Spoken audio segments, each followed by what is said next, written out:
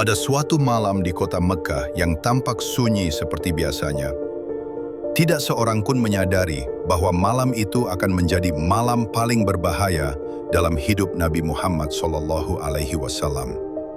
Malam itu bukan sekadar gelap.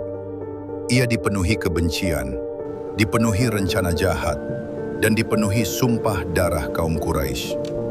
Selama bertahun-tahun, mereka telah menahan amarah.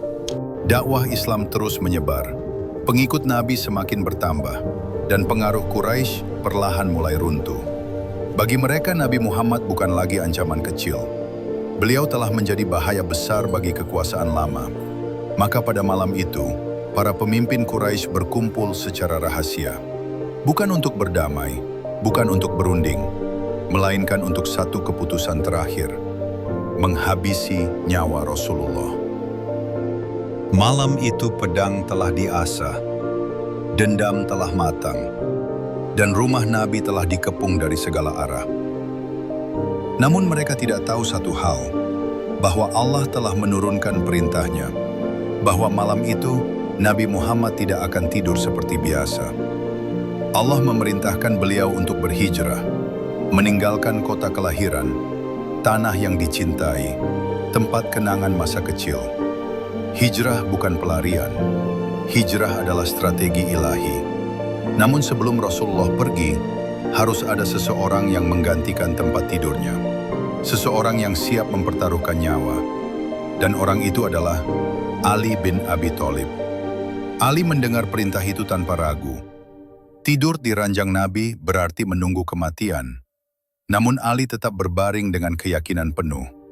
Sementara itu, Rasulullah bersiap keluar. Para pemuda Quraisy mengepung rumah seperti serigala lapar. Namun sebelum fajar, Rasulullah melangkah keluar. Beliau membaca firman Allah. Dan kami jadikan di hadapan mereka dinding, dan di belakang mereka dinding.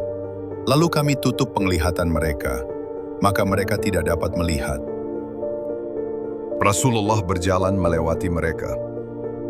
Tanpa satu pun pedang terangkat. Ketika pagi tiba, mereka menyerbu rumah.